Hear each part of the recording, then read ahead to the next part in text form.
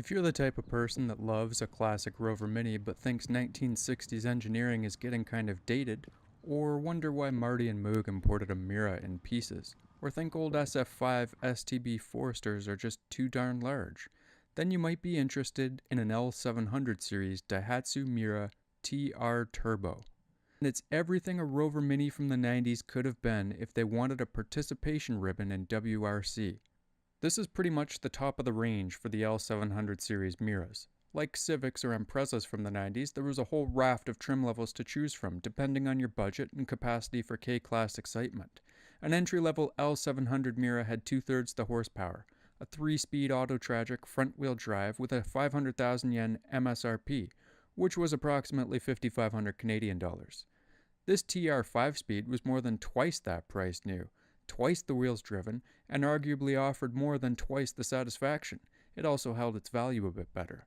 In 1998 you had, and I kid you not, 41 different trim levels to choose from across the Mira range, which would affect your horsepower, transmission, upholstery, wheels, whether or not it looked like a mini body, creature comforts, suspension, LSD. Going to the Daihatsu store to buy a Mira was like trying to choose soup in a Seinfeld episode. No soup for you! This Mira was really well equipped. At some point, there was a fob for keyless entry.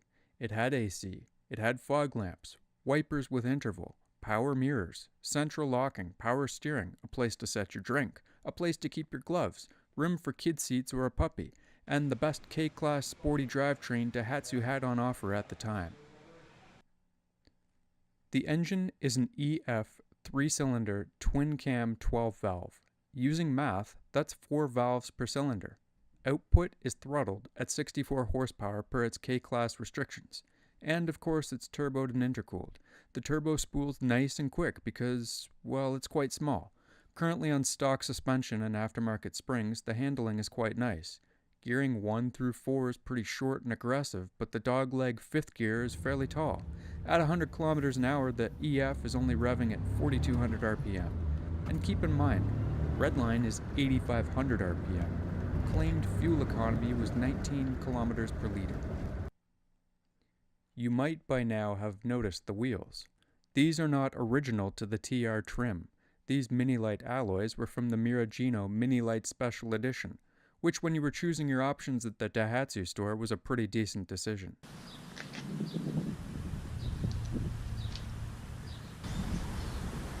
You don't need to do that, man.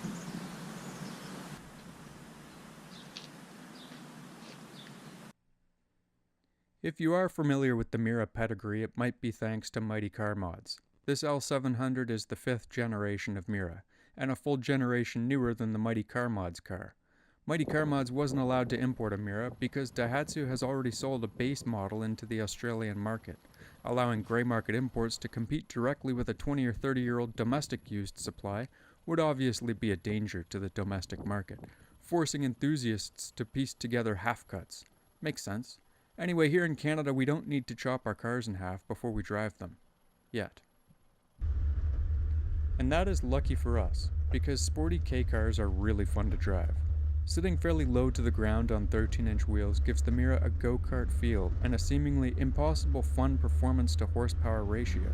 You couldn't match this driving experience in a modern sports car without getting a speeding ticket. If you can change through gears fast enough, acceleration is pretty good.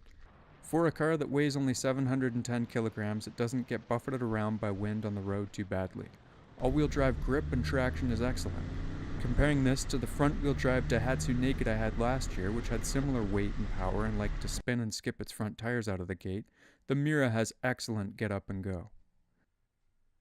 So if you want a city driver that feels like a WRC car but don't have enough demerit points on your license for an STI, or you can appreciate the small car fast feeling that comes with sitting low to the road and hugging corners, or you're just bored of domestic subcompact choices that offer nothing in the way of enthusiast appeal, then start looking at the myriad of Miras, including this exact car, which might be for sale.